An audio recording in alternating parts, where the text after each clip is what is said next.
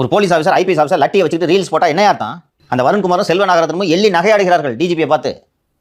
நீ இன்ஸ்டாவில் எங்களை தானே போடக்கூடாதுன்னு ட்ரிச்சி ஹைப்னு ஒரு இன்ஸ்டா ஹேண்டில் இருக்குது. நீங்கள் தானே போடக்கூடாது. நீங்கள் ட்ரிச்சி ஹைப்னு ஒரு இன்ஸ்டா ஹேண்டில், அதில் இதே வேலையை அவங்க பண்ணுறாங்க. அது இந்த ட்ரிச்சி ஹைப் பேஜ் இவங்க 2 பேரும் காசு கொடுத்து நடத்துகிற ஒரு இன்ஸ்டா பேஜ், அது ஹேண்டில். அது அவங்க இவங்களை பற்றி போடுற வீடியோ இங்கே ரீட்வீட் இது போஸ்ட் பண்ணுறாங்க. அது என்ன ரீபோஸ்டா இன்ஸ்டாவில் ஷேர் பண்ணுறது? அப்போ என்ன மரியாதை?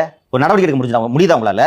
செல்வநாகரத்னம் என்ற ஒரு ஐபிஎஸ் அதிகாரி ஒரு பெண்ணை திருமணம் செய்து கொள்கிறேன் என்று அந்த பெண்ணோட உறவில் இருந்து விட்டு ஏமாற்றி வேறு திருமணம் செய்ததோடு அல்லாமல் ராதாகிருஷ்ணன் என்ற ரவுடியை விட்டு அந்த பெண்ணை மிரட்டி கர்நாடகாவில் இவரோட பேட்ச்மேட் கிட்ட சொல்லி அந்த பெண்ணு மேலே பொய் வழக்கு போட சொல்லி இவ்வளவும் செய்து தடயங்களை அழிக்க முயற்சி செய்கிறார் என்று சிபிசிஐடி விசாரணைக்கு உத்தரவிட்டு விசாரணையில் குற்றச்சாட்டுகள் உண்மை என்று நிரூபிக்கப்பட்ட பிறகு நீங்க செல்வநாகரத்னத்தை தூக்கி திருச்சியில் போட்டீங்கன்னா அவன் கீழே இருக்க கான்ஸ்டபிள் எப்படி பயப்படுவான்? இவர் யோகியமா கேள்வி வந்துட்டாரு நினைப்பானா நினைக்க மாட்டானா? எப்படி நீங்க டிசிப்ளினை மெயின்டைன் பண்ணுவீங்க?